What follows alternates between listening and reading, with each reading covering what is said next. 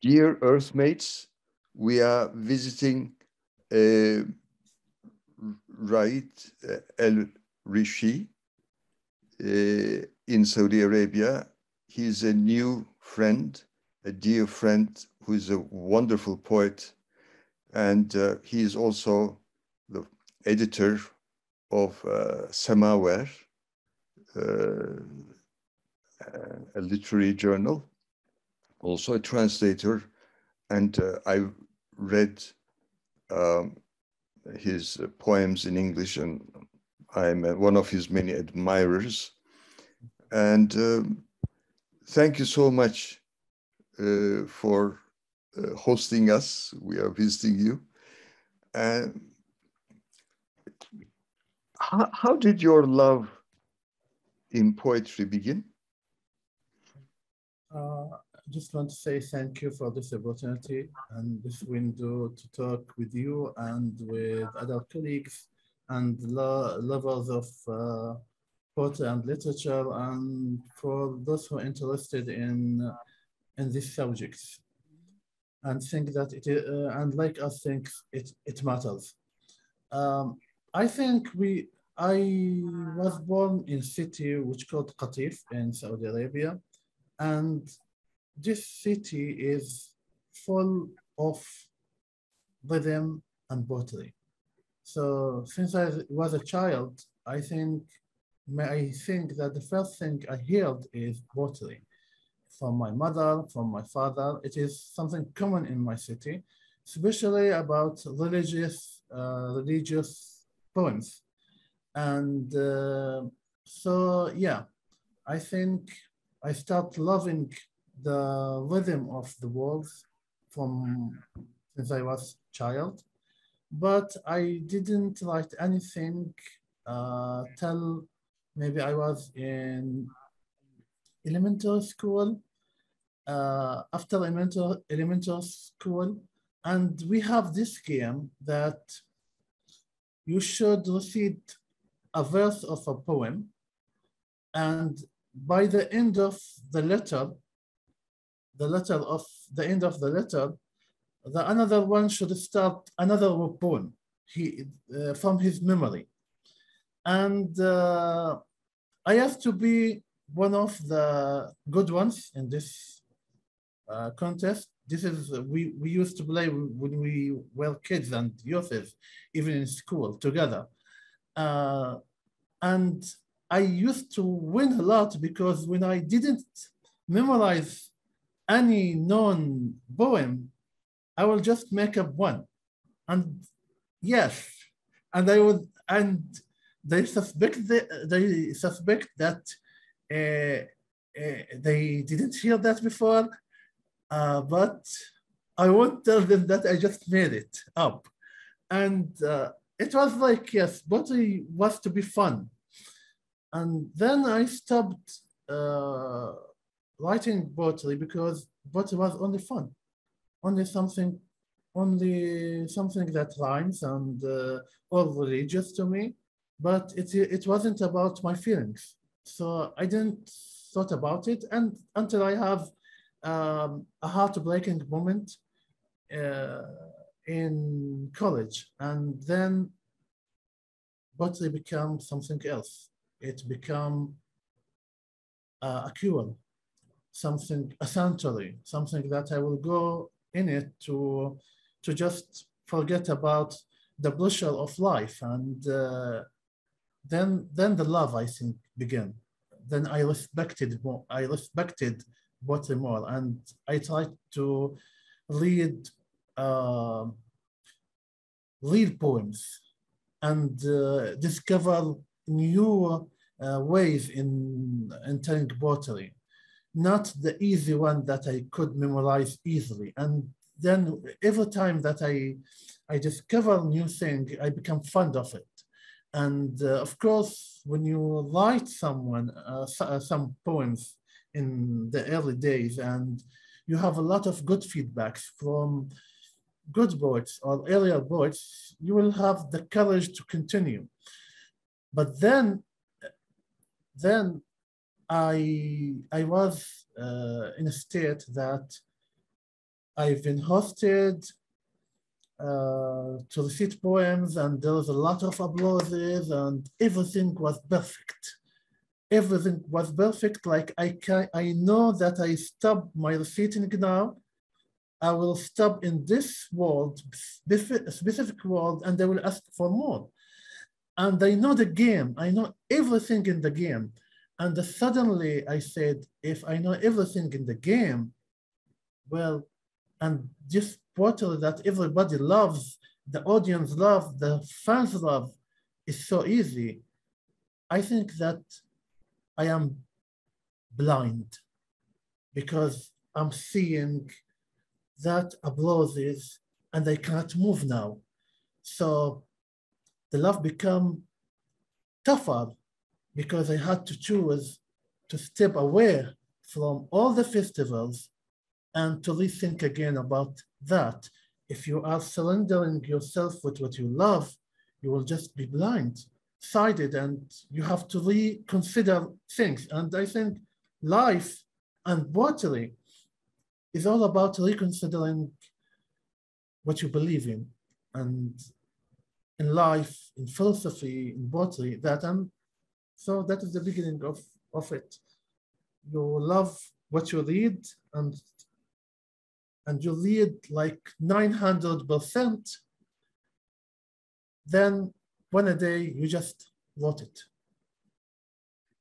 Wonderful, wonderful. And you discover again to love it again and again and again and again. Yes, yes. It takes courage to set aside the applaud, etc., and think again. This is courage. This needs, and that is how a person can be a good artist, a good poet, of course, in any field, I think. How about your literary journal, focusing on poetry? How did that start, and how is it going? Well, actually, I was in 2012. In 2012, I wanted to study English literature, online courses from Harvard. There was a good courses about Walter Whitman, Emily Dickinson, etc., for even in early England. I was just studying to improve myself and to improve my tools in writing. That is the only idea. After that, I wrote my first book in English while I was studying, Bleeding Girl. It was my nickname when I was writing while I was in college. I used this nickname, Bleeding Girl. So after that, when I was studying in Harvard courses, I wrote some poems. I wrote in English, and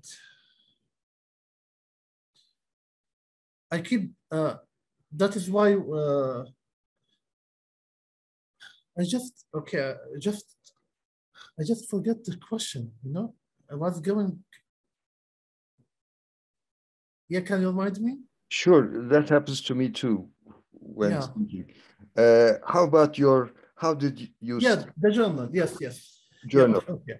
So after that, because it is related, now I remember, my first book after that, when it gets published, there is nobody speaks about it at all. For 1 year. After 1 year of Bleeding Girl with a silence, it was in English and I was in Arabic country. So I know it will be difficult. So I received a phone call from the American embassy, and it seems that one of them read the book, and they say that we want to put you in a program, inviting a program with Iowa City, in Iowa University. And they seem that they love your book and they want to teach excerpts from it, some poems from it in the college in that semester in 2015. So I went there, and in the program, I met 30 different people from 30 different countries. And because I am obsessed of knowing what is around me, I started to translating those poets,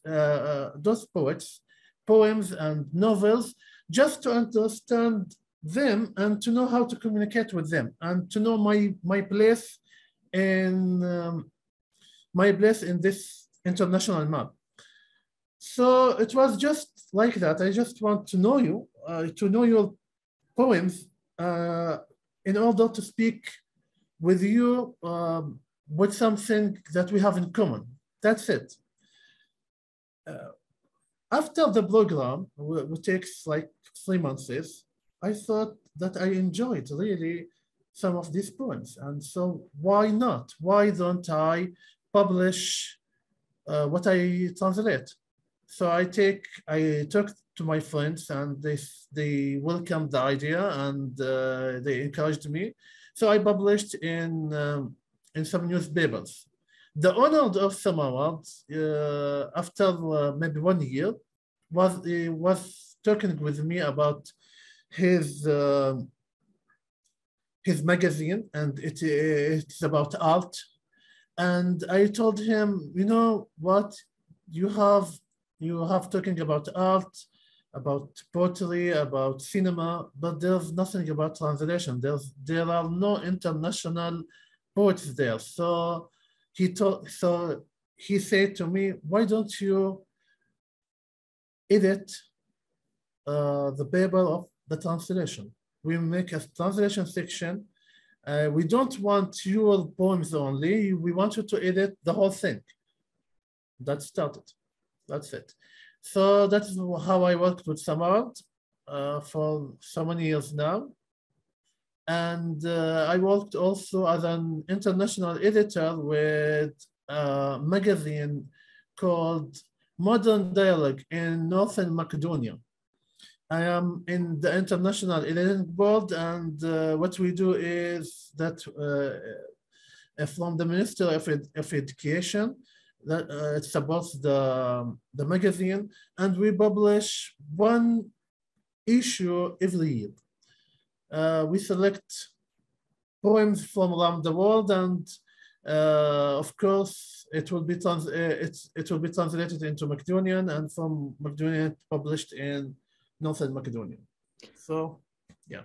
Wonderful. I have some very good friends in Macedonia. In Turkish, we also say Macedonia. Really? In English, they say Macedonia. But it is we call it in Arabic Macedonia. Macedonia, yes. Yes. And Katika Kulavkova, for example, Risto Lazarov, my dear poet friends there. And some of our listeners will not know, I would like to add that. For 4 years, I worked in Saudi Arabia between 1982 and 1986 with my wife and little daughter. And I was in Ras Tanura. Oh. I worked for Armco, giving English lessons mostly. And I have very good memories. I loved the Saudi people, the teachers, the students' ages. They were, of course, working for Armco. Some of them were 18, some of them were in their 60s, and I was in my 30s. And they had, I loved and respected them. They, I think, loved me and respected. And since then, after 40s, I have always wanted to start a Saudi Turkish cultural platform. In 2 countries, of course, there are political, economic, and religious ties. But how about literature, arts. And I'm very happy because our friendship has begun. Maybe we can do a few things. And because really literature, arts, sports also, we need to improve friendship in the world. I mean, look at the wars, so hurt, so much pain, so much loss, so many losses. Why? Yes. And in every country, most of the people are good, I think. Most of the people are good. But maybe we need to improve our synergy. And that's why actually there is this Earth Civilization Network, you know, friends from various countries, various opinions, different, no problem. We will, of course, have different ideas, etc. But we should sit and talk and listen and, you know, and in our first conversation as new friends, I listened to your educational philosophy, and I admired that very much. You're also a teacher. Yes. Yes. And how did that start, your teaching career? I love teaching, actually. I used to teach kids while I was a student. So a lot of kids come to me. I was good in school. And a lot of kids come to me so I teach them, and I thought that I am good in teaching, so why not? I love teaching. And I think that I regret that now because, you know, back then a teacher was a respected figure. And I will tell you, when we were kids and like when I was like 12 years old or 13 years old, and I saw my teacher in the street, I will put my head in the ground because I respect this guy. And teachers used to be have a lot of influence in community. Like, this is a teacher, and the families will teach their children, like my father, to respect their teachers, and teachers were respected.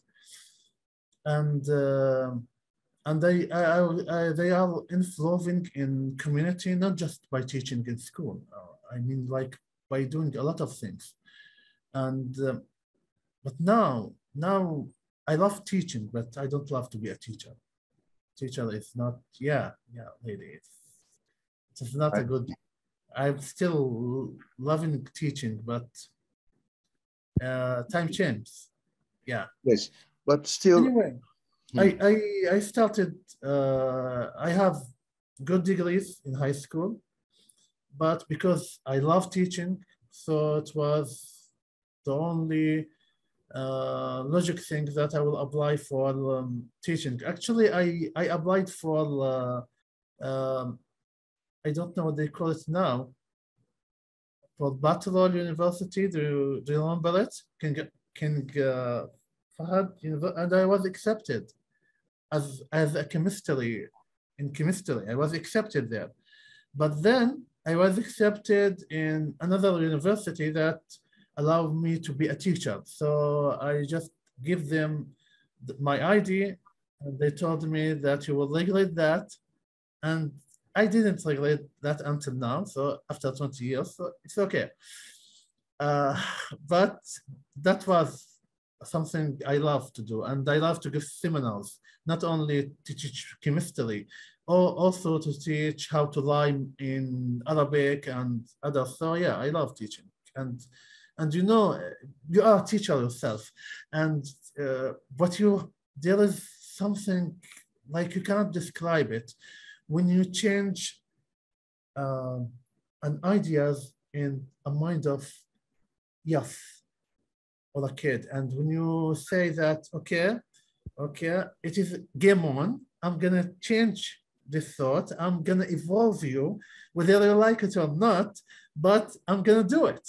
And you just find a friend in that or something, and someone will say that I take this decision because I was in your class, or I take that bath because you encouraged me. That's something you can't describe it, and that's something you can't say that because the salary is nobody can buy it. Nobody can put a Nice. price. Yes. Yes, Yeah. it is beyond all rewards. Yes, But yes. you know, my first thing, I do know that's something I didn't talk about it. I teach English. I teach English, and it is a funny story. Okay, so I was in college. I was supposed to teach chemistry in Aramco. Okay, I was supposed to teach chemistry in Aramco in summer as a summer job.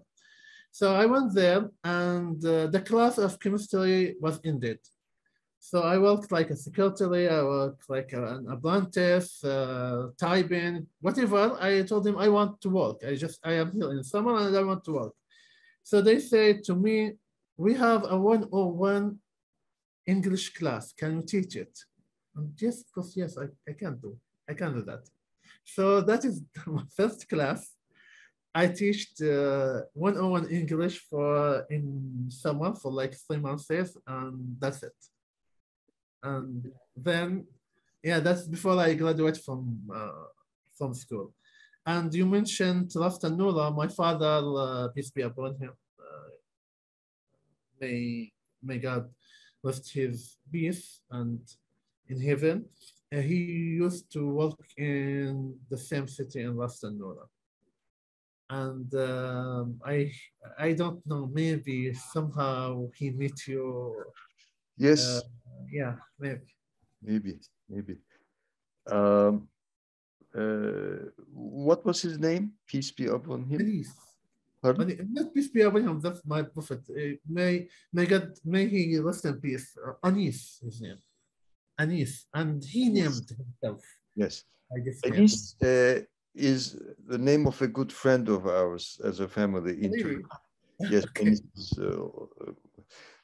and of course, my name is Arabic, Tarık, Yes. Morning Star. Yes. I like the meaning of my name. Yes. And all societies are changing all the time, of course. I really do not know. Do boys and girls go to the same school in elementary school, or? Yes, no. Now only on the first and second and the third. And there's some this year and last year. It is just in the beginning phases, like there is an experiment in some schools. And every year it will become more and more that kids, boys and girls will study together. Good. But the teachers will be only female teachers for them. Okay, good. I think that's post out. Yes, yes, like a mother figure. There was a lot of change in Saudi Arabia in this era, and a lot of them are the good ones. Yeah. Good. Yes, I feel so too, and I'm supporting these positive changes, and I have always trusted in the Saudi people, and in Turkish we have a saying. We say, "I ate their bread." Maybe you have the similar expression in Arabic. I don't know. But yes. I ate your bread. I worked, of course, I gained some, but it was beyond that, teaching, warming good relations. And this is, yes. And I learned a lot, of course, and I keep learning. Raed Al-Jishi. Is Al-Jishi a family name? I mean, what is the family name tradition or? Well, there is different, in Saudi Arabia. There is people who lived in ancient cities like Qatif, and you know Qatif is like 5,000 BC. So we don't have tribes. So Al-Jishi is a name. Al-Jishi is from a name of a city it is not anymore, and it was based first in Bahrain now. And you know that Bahrain and Al-Khubar, Al-Dahran, Al-Dammam, Ras Tanura, Khafji used to be called Bahrain. So Bahrain used to be a large, like in German, Awal, Al-Khat, also Al-Qatif used to be from Kuwait, Al Oman. So even Dahran and Al-Khubar, which are major cities now, used to belong to Al-Qatif. And maybe you visit the area, you know it have a lot of palm trees, a lot of sweet water and springs from the land itself. So we are not tribes. So Al-Jishi is coming from the name of a city, not like my ancestors are like this and that. We don't have that. In the other part of Saudi Arabia, yes, they have that. The name is from the tribe. We don't have tribes. And this is also difficult because a lot of people will ask you about what is your tribe, and you don't have one. That's it. And but my family name Al-Jishi is a big family name. We have a large number of people with the same family name, and they are from a poor people, a lot of poor people, which can live on selling hummus or falafel or whatever. And some of them are ministries in Bahrain, for example, or ambassadors like here in Saudi Arabia. So it is a large number of people and have the same family, and they are all relatives. And we have some people in Damascus, in Palestine, from the same family. They are all cousins. And so if I saw any one of them, I will call him as, "Hi, my cousin." That's it. That's it. But because it is a large, also you don't know a lot because they are a lot. You can't have a lot of communication with them. That's it. I see.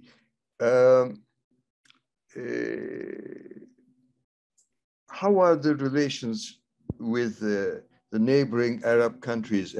Have you had a chance to visit them, or? Yeah. No, I told it to people, I don't have this thing of, because I am not favoring anybody because he is a relative. That is in me. And I think you know a lot of people, especially working in Aramco, in the oil company, that they don't favor anybody because he is relative.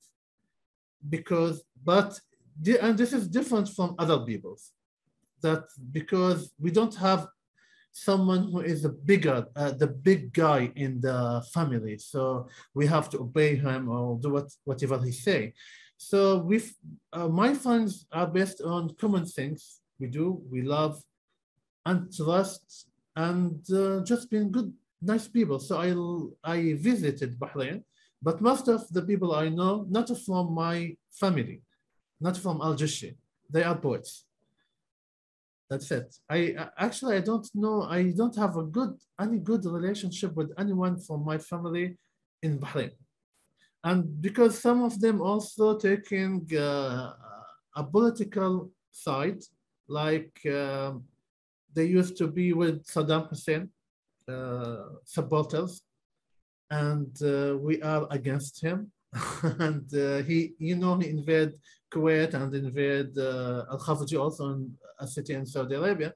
So a lot of people was standing against him, but they are real cousins and they are with him. And it was, but in the end, they are blood and they are just good people. They have choices and they choose. And you respect that. But in the end, my friends, most of my friends, like such, you all are good people, teachers and poets, and philosophers or artists. Most of my, yeah. Excellent. And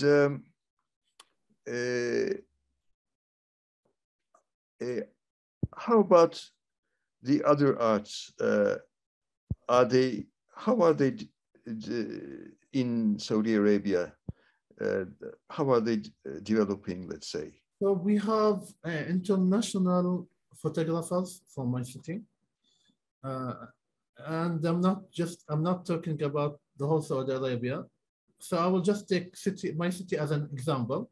And you know, if it is just in one small city now, it will be in the whole kingdom.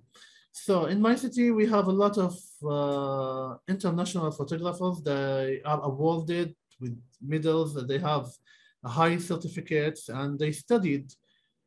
They even some of them I know. Some of them went to Australia just to study photography, and to become with degrees, and they are awarded.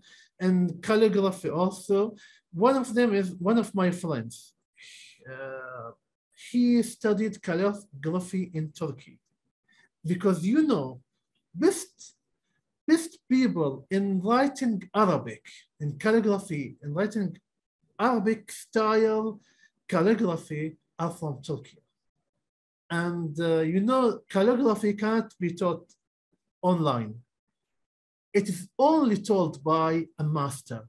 And this guy, he used to save his money. He is not from a rich family. He used to save his money, and every year he will spend all of the money he got just to go to Turkey and study calligraphy. And now he was he made the calligraphy, the Saudi calligraphy in the whole Saudi Arabia. He is a judge now, and he invented some of his own style. He have his own style, but because he worked hard and he studied more than others. And that is what I think a lot of artists and a lot of poets don't do. They will depend on a gift that have been given by God, but they won't work hard to evolve it and to make it better. And the time we spent, and they think when they healed our poems, that it just come like this, and we told it. But like this needs to be something in your mind. There is an blending elements that will blend. And if you don't have those elements, you don't have an experience, you didn't study, you didn't search, you didn't study others, you don't absorb the experience of others, there will be nothing to be blended. You will be gifted, but narrowed in a box. And so that is what we talk to young poets about, just study more. Do work harder than the others if you want to be better, because as we say in Holy Quran, لا يغير الله ما بقوم حتى يغير ما بأنفسهم. And but I take that as a critical speech, as you cannot change anything until you change what is in your mind. You cannot change your body and become with a new experience until you change what is in your mind. And if you believe that you are in the top now of the mountain, and that is why I told you that when I find that it was so easy and everybody love it, I said that no, I am dead, because I thought that I am on the top of the mountain, and I reached the limit, while the poetry have no limit, because life have no limit and art have no limit. So when you are blindfolded with everyone that cheer for you, you can't make that jump. And you can't jump, and you just gamble on, I will fly or be on the ground. But being in the ground is much better than staying and dying and writing the same thing over and over and over. And instead of being an artist, you become a carpenter.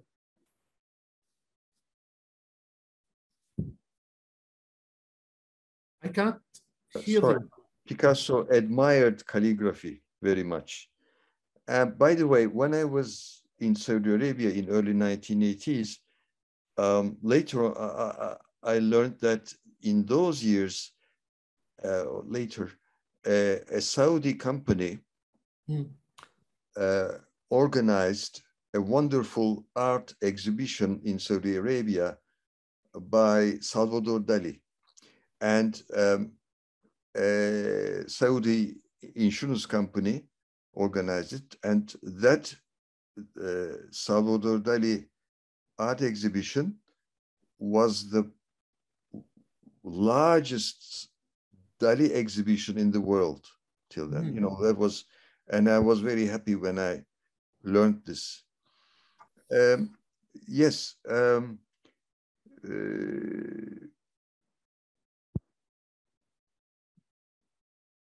I remember my old students, when I was 30s, as I said, they were in their 60s. And they sometimes complained about the young generation. This is normal. You know, the reason is they said they have things too easily. When we were in our youth, there was no AC, there was no this, no that, and our lives were difficult. But some of our youngsters have all those things maybe too easily, so they do not appreciate our efforts. And it's always good to listen. Yeah, actually, back in those days, like when my father's days, even the books were too rare, and it was dangerous to have a book because some people will judge you by the subjects that you read, and so we were talking about. I'm going to give you some stories about Please. that era. The books were rare, and those who want to read books will have to take it from another country, and there's a lot of poor people. So they have to wear if they go to the street, they will have to wear al-ghutra. It is, you know that back then that nobody should go without al-ghutra. Without this, it's okay, but not without al-ghutra. And because they are poor, they have only one, and they have 7 brothers. So only one, or 7 friends, only one will go to the market and buy things, and they will come. Then the others will take the ghutra and go out, and they will come when they want to do things. That is because they don't want to show the others that they are poor.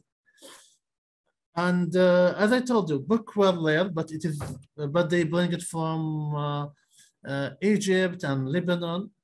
So yeah, they respect books more. And this is before the revolutions in some other countries, and a lot of people hide the books because a lot of think when they have unfinished business with you, or they hate you, they will say that you are a communist because you read for Marcus. So it was difficult for them to, even if they know the subjects, to talk about it, because it was in a world, like in a world game, not like now, for example, if you go to Ukraine and the people will show you having a book with Marcus, if they are not civilized enough, they will think that you are an enemy of the state. That's it. So back then it was, they don't have resources, but now we have everything. And because we have everything, I think it is difficult not to be disrupted with the other things like Netflix, video games. Yes, but what I see now from young people is different. They want to love themselves. They want to do things. They want to change things, and and that is why you see a lot of awarded, international awarded photographers, artists, poets in Saudi Arabia, because they want to say we are not the stereotype that you think about us. Maybe that is a motive for some people. But second, but you know, uh, artists and poets don't care about what you think about us. We have the sources and we are going to just, we are hungry for more and more. And when you give me our resources, I will just take it. I will go back when I was sent to America. When I was sent to America, I was just finishing, I finished my book. This is an example. I finished a bottle book and I wanted to burn the boat inside me in order to gamble on that another boat will rise from the ashes. Okay. So what is what is the best way to burn a poet? By reading different things. I will read philosophy, I will read geography, I will read chemistry, so anything but poetry. And you know, because you are a poet and you love poetry, you find poetry in everything. I read in astronomy, and I found poetry on the universe, and you know that the universe is getting bigger like a small baby, and then you come back to poetry.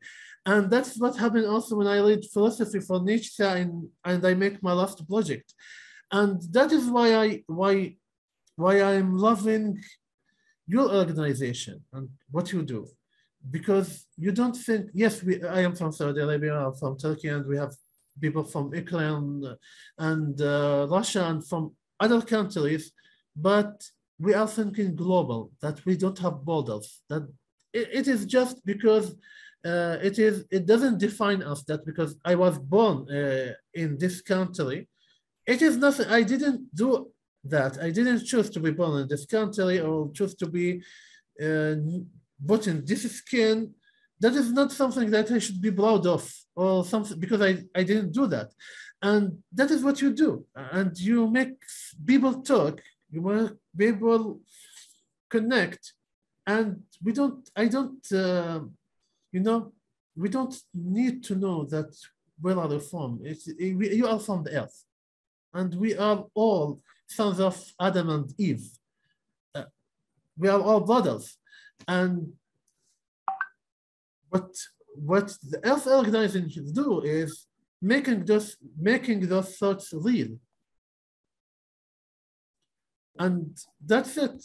So we celebrate our diversity, but it is not something we do it. We are proud about what something we did, and what we can do for this land that we have and we live on, we live in as a gift, which we call Earth.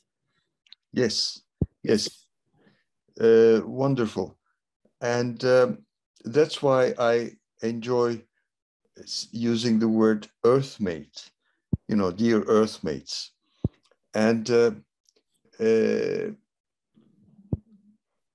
you are right. We do not choose our origins, but we can choose our future. We can build a future together. And a soft friendship platform is more important than anything. So this is why Earth Civilization Network is not an official organization. It's a friendship organization. With a good friend, do you sign a document saying that you are promised to each other that you'll be good friends? No, you feel it, you build it, you live it. And about 10 years ago, I was invited to Bosnia-Herzegovina. Mm-hmm. And in 1994, I wrote a poem in English because I wanted to address, especially the West, because there was this massacres going on in Bosnia, unfortunately. And so I harshly criticized the situation. And years later, when I was invited, I read the poem at a university. But in Sarajevo, or Saraybosna, in Turkish we call it, I don't know, in Saudi Arabia, what do you call it? In Saraybosna, high school students came for my creative writing seminar. And I saw a group of Bosnians, Bosnaks, a group of Hrvats, Croatians, originally, and a group of Serb students. They're all nice students, and they were not born when the tragedy happened in Bosnia. And how was I going to start? You know, so I said, some apples say, in the world, there should only be apples. We don't want any oranges or bananas. Those are racist apples. Some apples say, okay, I'm an apple, but let there be bananas and oranges too. These are democratic apples. And then there are some apples who say, I did not choose to be an apple. I want to become a fruit salad. Nice. Yeah. And I said, I want to become a fruit salad. I am not enough Chinese. I am not enough Arab or Kurdish or Greek. It doesn't matter. You know, I'm learning, open to learn. And so that helped them, I think. If most people are stuck, they are imprisoned in certain rigid categories. They find themselves secure and safe thinking in those categories. Okay, we all need some sort of categories in our minds, etc. But we should, as you said, also question and try to look from other angles. Yes. And of course, changing also is painful. I mean, growing up, for example. I mean, I remember my becoming a youngster. I was full of pain. I had so many problems, like all the teenagers do. But then you cannot grow if you do not suffer a little, if you do not think from this way, if you do not have any crises, if you are too comfortable. Yes. If somebody is too comfortable, then there is something wrong. Yeah. And that's what you said to yourself. Yes. When you said, this is too good. Am I at the top of the mountain now? How can I develop? You asked yourself. Wonderful. Yeah. Yes. And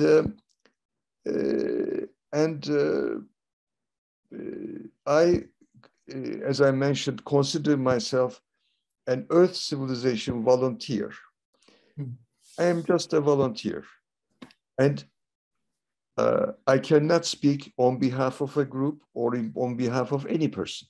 I can speak on behalf of myself, and I cannot claim that what I say is true. Yeah. I can say that with all my honesty, I think this is true, or this is maybe good, but I'm open to change. I never try to convince another person. Who am I to try to convince? I'm ready. What is alternatives? What is alternatives? Any alternatives which we have is really just a little amount of doubt. So because we don't think about it, but we have doubts, even in God itself. We don't have 100% of, we know that there's a God, We learn from the books, we learn about everything, but we are questioning ourselves every time to prove it for ourselves. And if we are proving it for ourselves every time and really concerned about what other religions say about us, and if this is true or not, that we have a certainty of doubts. And it is a healthy thing for uncertainty in any life. So it is just something, let us say it is anything that in my, the certainty is a percentage, a smart percentage, like 99%. Good. And we will have put some space on it. So there's something stuck in my mind, and every young people will think that he have a free mind and open-minded, and think that he is not a racist. And I have to question myself a lot of that. Not because I used to say that I am accepting others. And you will hear that a lot, that yes, we are accepting other religions. We are accepting people from other countries in our country. And when I came to think of it, I used to have these ideas too. But as you said before, who am I to accept you or not? Who am I to judge you and think that I am above you? And so it is okay. Like, I don't like what you are doing, but it's okay. I'm going to accept you. Who gives me the right? I see what you mean. Yes. Yeah, so I think if we want to be really brothers, you don't accept it, because you are not above it. You have to understand it, and that's it. I want to understand you. You are different from me. I just want to understand you, and as you say, I don't want to change your ideas. But if we have this space that we exchange our ideas, I will know you, you'll know me better, and maybe somehow I will change my ideas, or you will change your ideas, and it will not be that I will take your ideas and maybe you will or you will take what I say, maybe you will take something different. And that is the thing about communication. That's right. And communication, as in many areas, it is easier said than done. Yes. We tend to believe that we communicate, but when we do not choose the right words, we give the wrong messages. We give wrong messages, and we may hurt people. And then there are cultural differences, etc. So, but to me, if a person has good intentions and has conscience, open and trying to understand, that's the most important thing. Yeah. Because my basic questions are, what if I'm wrong? I may think this way or that way, but I may argue this way or that way. What if I'm wrong? This is the first question for me. Second question, then what? And the second question, when I want to passionately achieve a goal, when I want to be successful in an area, I should stop and think, then what? Okay, I succeeded. Is it a good success? Is it really good? I mean, am I harming anybody? So if somebody asks these two questions, I think, what if I'm wrong? Then that person will not kill anybody. Or that person will not have negative judgments. We usually judge people, but we do not say it. And those people are not aware that we have already judged them. We have already imprisoned them in our minds. We have already punished, but that person doesn't know it. Maybe if we tell them the problem, that person will clarify the situation. So it is easier to criticize a government or a state or a judge, but we do not criticize ourselves in daily life. Yes. So I am, after very basic, like Socrates did 2,500 years ago, asking ourselves, what is honesty? What is this? What is that? Basics of philosophy, actually.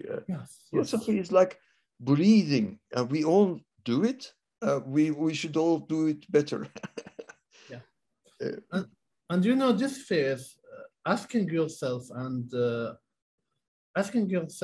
it is really a space in philosophy, but it is also the space in water itself. And I once say that to one of the poets. I told him, if you know the truth, why you are writing poetry? Because if you know that, because in the mind of a poet, I'm not sure about things. That is why I have a conflict in my mind. And that is when the poem came. But if I have a statement, I know that I am right. I need to be a clerk.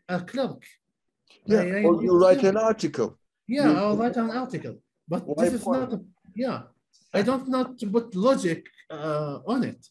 So that is when the first, I think, in this space that you were talking about, when the philosophy and poet will sit together, and the artist also.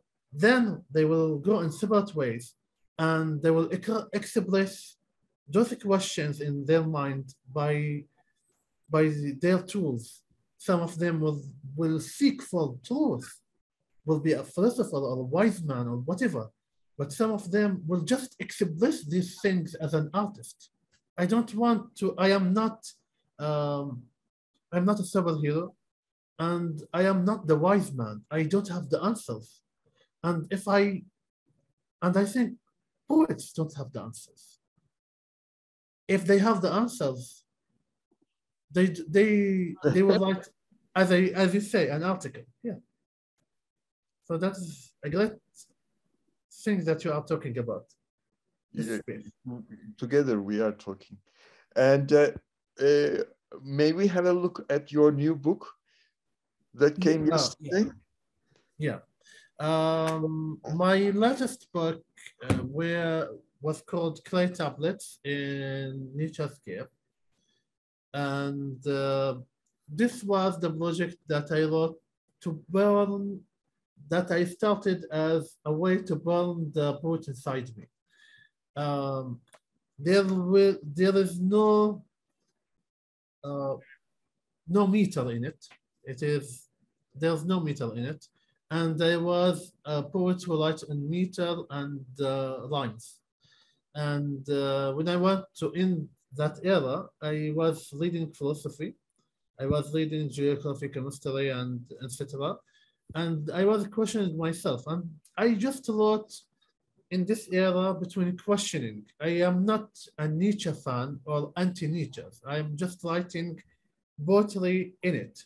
And somehow it became a project. I was in America. I was chosen to be in America, as I told you. And when I went there, I have this idea. I have a lot of sources now. So if I did what the program said, I have plenty of time. I am alone. I'm single. I was married, of course, but I am in America alone. So I will spend to not be ashamed of myself because I went away from my family. And my wife, may God bless her, stayed with my daughters and they were in school. And because I was ashamed a little bit of feeling that ashamed, I thought that I will made a bitter thing in my life while I'm doing that. So I studied. So I reread Nietzsche. I re-studied for I spent 8 hours in the library because there's a lot of sources. And I came with this book. I end this book there. And I didn't want to call it as a poem. I didn't write it as a poetry, I just wrote it as it is. So I say to me that there will be no boundaries. It will come as it is, and I will write it as it is. And of course, I edit it then after that, like 9, 11 times before I send it to another editor. And you know the process of the book. And one of the friends that I sent them, because I wrote it in English and it is my second language, and I want to see if it is readable to English readers, was George Eliot Clark. He is the laureate poet of Canada, used to be the laureate poet of Canada. And I said, if he said that this is good, so it's okay, it's good. I did my editing well. If he said no, well, that's it.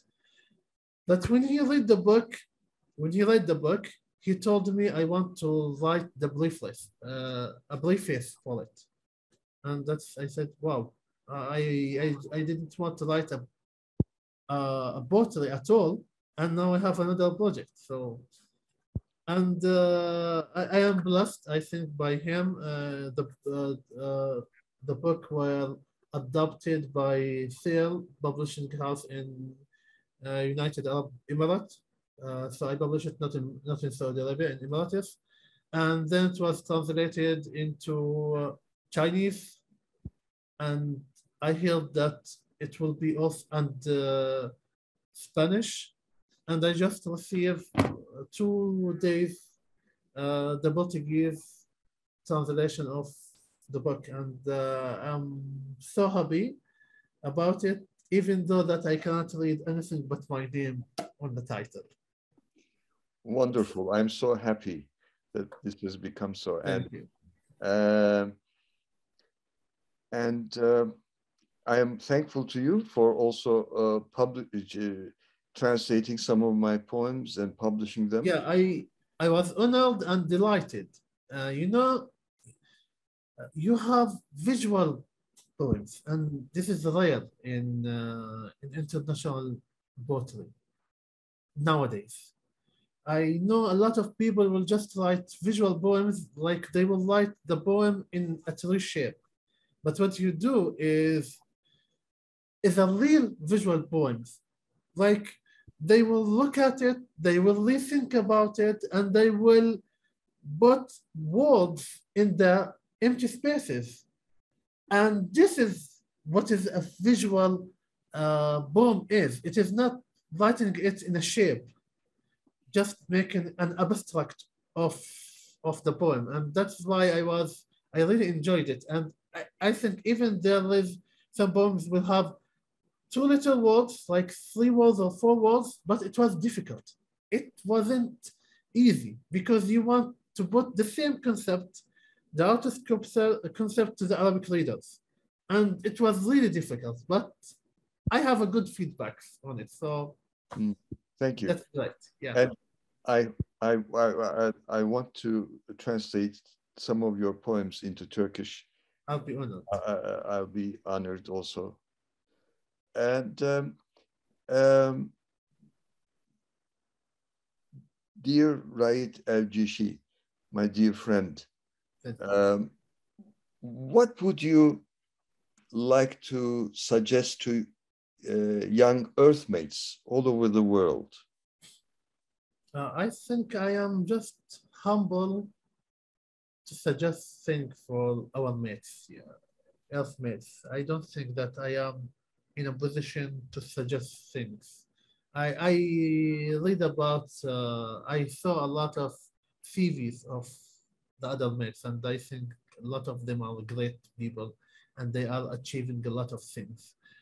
So what I say is, we don't have, we have, I will tell you a story, and then, maybe it will be something, it is not a suggestion, maybe it is just something to remember. I spent like 7 years meeting with poets from Saudi Arabia. And every week we used to meet in one house. especially one house. And in 3 years or 4 years, I didn't know any poet from the city that those poets were born in. We didn't know. We didn't need to. And after like 2 years or 3 years, one of them asked me, where's this guy from? And I really struck me that I didn't know. I didn't ask him because we don't need that. So there's no suggestions, but there will be no I don't believe in stereotypes. I don't believe that I achieved something because I was born by this name in this country, in this city. And I don't think that I should give favors for people because they are my relatives or they are from my city or from my country. I think what I do is just, we don't have borders. We are all equals. We don't accept others. We understand others and we live together because we are all going to build this earth. And if I think that I am working on improving myself, and I am sure, and that is the only thing that I am sure of it, and I have 100% certainty of it, that I have problems, I have mistakes. I don't think I have, I may have doubts about someone, he do bad things. I have doubt about that.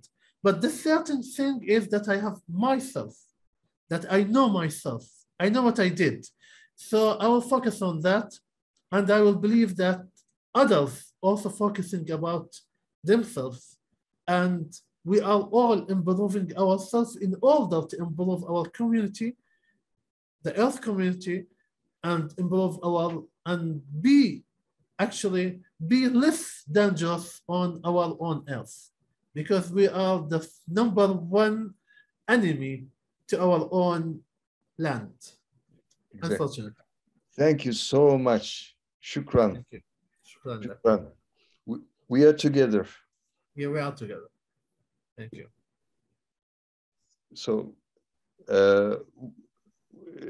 I think you have sent me your CV, but I'll be happy if you send your bio note or CV again so that we can put it. Yeah, that would be nice. Introduction. Thank you. Okay, we're together. Thank you.